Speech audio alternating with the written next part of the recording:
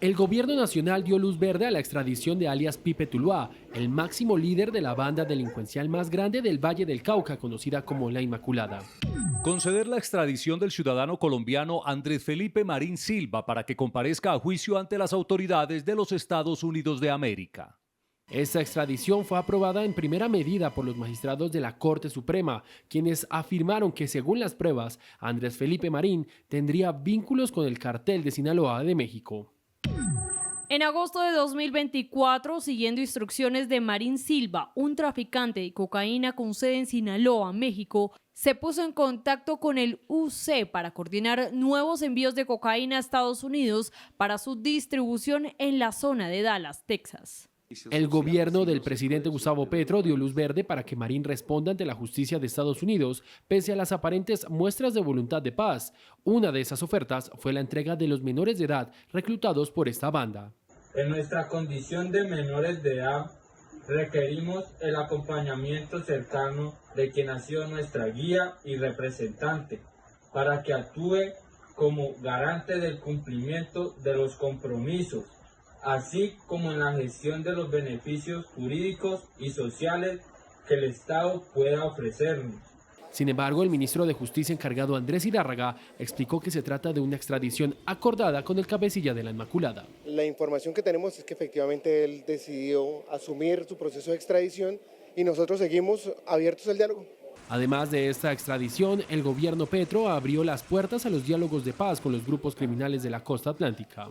Adelantar acercamientos exploratorios y contactos con las estructuras armadas organizadas de alto impacto autodenominadas los costeños y los pepes, con el fin de verificar su voluntad real de paz, avanzar en la formalización de diálogos y conversaciones y celebrar acuerdos con los objetivos indicados por el presidente de la República. El ministro del Interior, Armando Benedetti, explicó que esa decisión se debe a la reducción de homicidios en Barranquilla. Desde el mes de septiembre a día de hoy se ha reducido un 50% y un 80% la extorsión.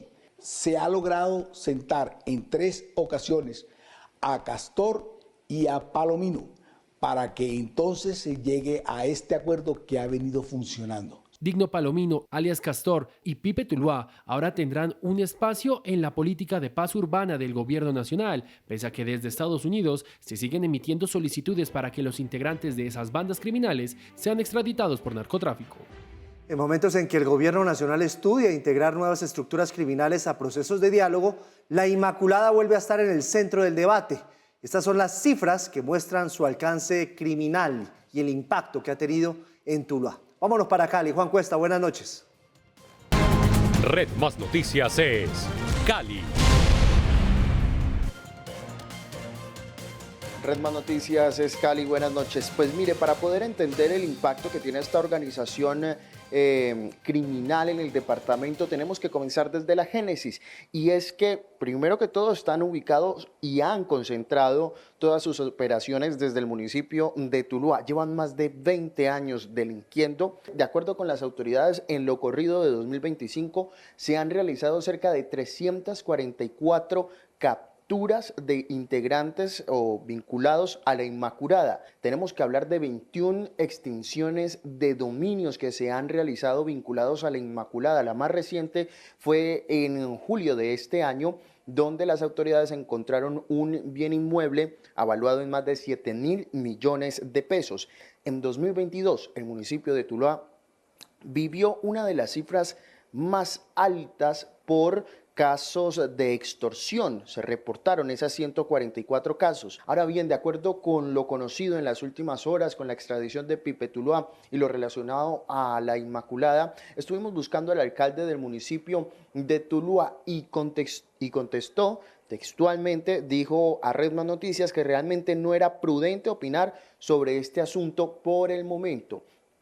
También estuvimos consultando con la mandataria de los vallecaucanos, la gobernadora Dilian Francisca Toro, quien se encuentra en un viaje comercial en Estados Unidos. Ella aseguró a Red Más Noticias que estaban estudiando la situación para, desde luego, realizar un pronunciamiento. En la información de momento, desde la ciudad de Santiago de Cali, Juan Cuesta, Red Más Noticias. Gracias, Juan. Al análisis que hace Juan le vamos a sumar ahora el análisis que hace Kimberly Martínez en Barranquilla con la otra banda de delincuentes o las otras bandas de delincuentes, que son los costeños y los pepes. Kimberly, buenas noches allá en Barranquilla. Red Más Noticias es Barranquilla. Hola, muy buenas noches. Esas dos estructuras delincuenciales, los pepes y los costeños, son señalados por las autoridades de ser los responsables de la mayoría de los crímenes que se han cometido en el departamento del Atlántico en los últimos años. Según cifras de la Unión Nacional de Comerciantes, 500 pequeños negocios entre tiendas, ferreterías, misceláneas, peluquerías, entre otros, han cerrado sus puertas en los últimos 5 a 6 años por cuenta de la presión de los extorsionistas de estas estructuras. También hay que decir que Digno Palomino, cabecilla de los pepes, ha sido vinculado a por lo menos 17 homicidios y Jorge Eliezer Díaz Collazos, alias Castor, cabecilla de los costeños, es señalado por las autoridades de ser el responsable de por lo menos 107 homicidios.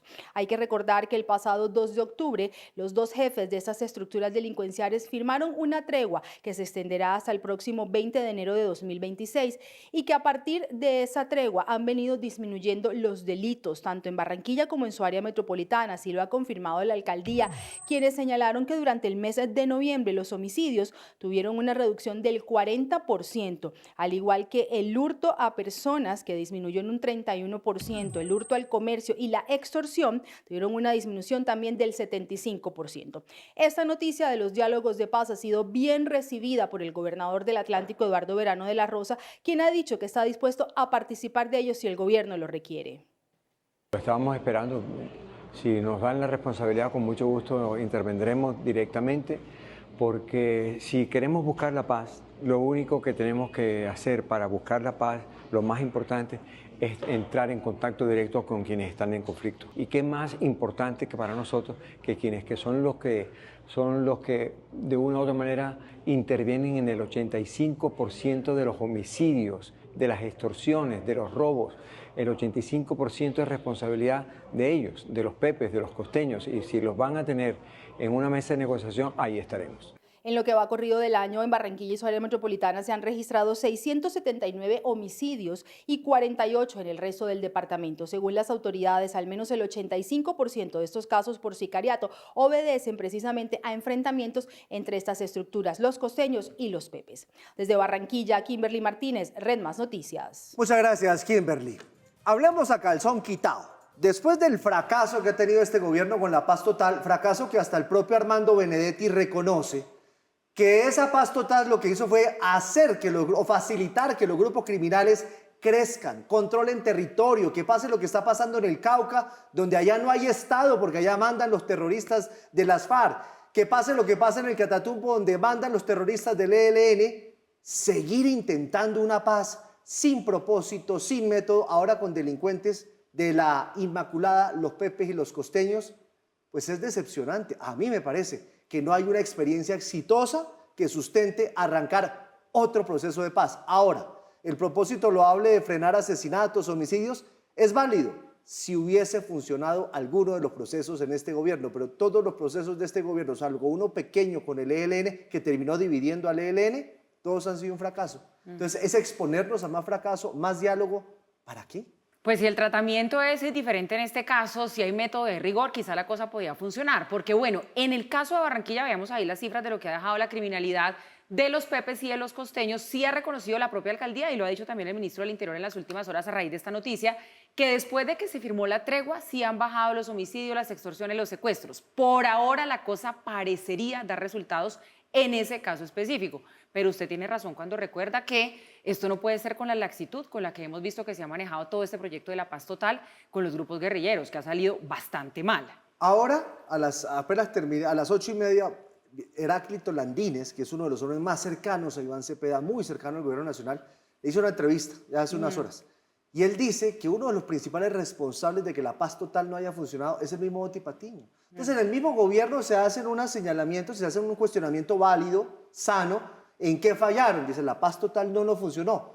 Yo me pregunto, ¿vale la pena ahora con unos grupos de delincuentes volver y seguir intentando ese mismo método? Porque los que están negociando son exactamente los mismos, siguen la dirección del mismo, aquí no hay un cambio de método. No, y sobre eso déjeme decirle algo adicional, que también dice el ministro de Justicia que esto no es un guiño a los Estados Unidos, porque recordemos que dentro de toda esta noticia, claro, él dice que no, pero entonces también se conoce que se da luz verde para la extradición de Pipe Tuluá, que está señalado de tener nexos con carteles mexicanos para enviar a los Estados Unidos, por eso lo requiere una corte de Texas. Uno pensaría que ahí se hay un guiño, pero llama la atención que dice el ministro que es que él mismo, Pipe Tuluá, aceptó que lo extraditaran. Es que él no es el que tiene que aceptar que lo extraditen. La corte lo avala y el presidente es el que toma la decisión final. Un delincuente si se quiere extraditar o no. Eso es muy extraño. Entonces es Además, complejo. porque está el contexto, Mauro, de lo que está pasando en Venezuela. Hace 24 horas una pregunta de Redman Noticias, Trump dice que el siguiente sería Gustavo Petro. Petro cambia su postura con Maduro, se aleja, habla de amnistía y ahora manda a Pipe Tuluá. Yo creo que sí es un guiño. Pues vaya uno a saber si es guiño o no, porque de cualquier manera el hecho de simultáneamente autorizar la extradición de Pipe Tuluá, pero sentarse a diálogos exploratorios con la Inmaculada son señales muy encontradas, empezando por la lógica para la misma Inmaculada, que la Inmaculada tenga un incentivo, una zanahoria, me voy a sentar a hacer diálogos exploratorios, pero a la vez me extraditan al jefe máximo, a Pipe Tuluá, es algo que todavía no acabamos de descifrar, es decir, ahí hay gato encerrado, ya no estamos diciendo pues que haya algo más que lo que uno está viendo, pero la lógica de lo que está viendo es bastante esquiva. Hay que tener presentes dos cosas al respecto de estos diálogos exploratorios. Lo primero, ¿cuándo suceden? Suceden 5 meses antes de la primera vuelta y 8 meses antes de que haya cambio de gobierno. A juzgar por el ritmo de los diálogos previos con disidencias del UNO, disidencias de Calarcá, disidencias de Mordisco, el ELN, etcétera, etcétera, esto toma mucho tiempo. Cualquiera diría, ¿para qué arranca a estas alturas si lo que se viene va a ser un cambio de gobierno, ya sea con cambio de signo político o con el mismo signo político, pero con cambio de gobierno? Les doy la respuesta desde la barrera. Adentro habrá otras respuestas, pero desde la barrera uno dice, seguramente el tener en la transición de un gobierno a otro unos diálogos vivos sirve para dos propósitos. Uno, para decir, no, la paz total no fracasó. ¿Por qué dicen que la paz total fracasó? Los colombianos tienen como principal problema en las encuestas la seguridad y le echan la culpa a la paz total. Vean, aquí hay unos diálogos funcionando, aquí estamos sentados con los unos, con los otros, incluso en Barranquilla, por cuenta del cese de hostilidades entre los pepes y los costeños han bajado los homicidios, como decía Pablo hace un momento. Esa puede ser una de las motivaciones del gobierno. Mostrar un mínimo de resultados, un mínimo de avances, porque no son resultados hasta que no se concreta un proceso de estos, pero mostrar un mínimo de avances. Pero lo segundo, que no sería descabellado desde la perspectiva del gobierno, si yo tengo grupos armados, grupos que tienen control territorial en el campo o en la ciudad, vean ustedes el caso de la Inmaculada en esta ciudad del Valle del Cauca y vean el caso de los costeños y los pepes en Barranquilla, probablemente a la hora de hacer las elecciones, que la gente vaya a depositar su votico, pues estos grupos que tienen control territorial o persuaden por votar por alguien o disuaden de votar por alguien más. Es decir, contar con la solidaridad, el apoyo, sea tácito o expreso, o la simpatía de unos grupos al margen de la ley armados que ejercen control territorial durante un proceso electoral es de lo peor que le puede pasar a la democracia, de lo mejor que le podría pasar al gobierno si es que ellos presionan por buscar sus intereses. Dos curiosidades importantes. Insisto, que Pipe Tuluá se vaya extraditado y que la Inmaculada se sienta a conversar, rarísimo. Cualquiera diría, bueno, es que le está apretando el brazo, entonces los tiene sometidos. A mí me parece que eso de apretar el brazo y tenerlos sometidos es rarísimo. Pero segundo, Giovanni estaba diciendo hace un momento que hay críticas dentro del mismo gobierno a lo que ha hecho Oti Patiño. Curiosamente, estos acercamientos tentativos y exploratorios los está haciendo la Dirección Nacional de Inteligencia. ¿Cómo va a ser? La Dirección Nacional de ¿Qué Inteligencia. hace la Dirección de Inteligencia haciendo eso? La que tiene un director de inteligencia vinculado a las disidencias de la FARC, presuntamente. Infiltrado por las disidencias de las FARC. Pues cuéntenme ustedes qué estará haciendo la Dirección Nacional de Inteligencia acercándose a la Inmaculada, acercándose a los pepes y a los costeños. Eso es muy grave, pero a mí la Dirección Nacional de Inteligencia, hasta donde yo sé, está para prevenir amenazas externas. contra el territorio, contra la integridad del Estado colombiano. Externas, hasta donde sé, puedo estar equivocado y lo reconozco, pero la Dirección Nacional de Inteligencia no está para hacer diálogos de paz, para eso está el comisionado de paz. Está para cualquier cosa, menos para sentarse a hacer aproximaciones con grupos al margen de la ley, la Dirección Nacional de Inteligencia, que tiene una presunción de infiltración de parte de las disidencias de las FARC. Imagínense la dicha. No, esto sí me parece... Sí, y es verdad que en el marco de esta noticia el señor Oti Patiño, que debería ser el encargado de asumir la vocería en el asunto, no ha dicho nada. Gravísimo. Eso es cuando se desinstitucionalizan las instituciones como tal. Cuando entonces el que hace pan termina haciendo gaseosa, el que tiene que hacer gaseosa termina haciendo arepas, están haciendo lo que no toca. Pero no solamente eso, sino que el hecho de que la Dirección Nacional de Inteligencia tenga algún tipo de ventaja comparativa, como decimos los economistas, algún tipo de destreza para adelantar estos contactos con grupos al margen de la ley, si algo hace es reafirmar que ha habido vínculos entre grupos al margen de la ley y la Dirección Nacional de Inteligencia. No, terrible. ¿O de dónde acá? ¿De dónde acá? ¿Qué tiene que ver lo uno con lo otro para sentarse a conversar?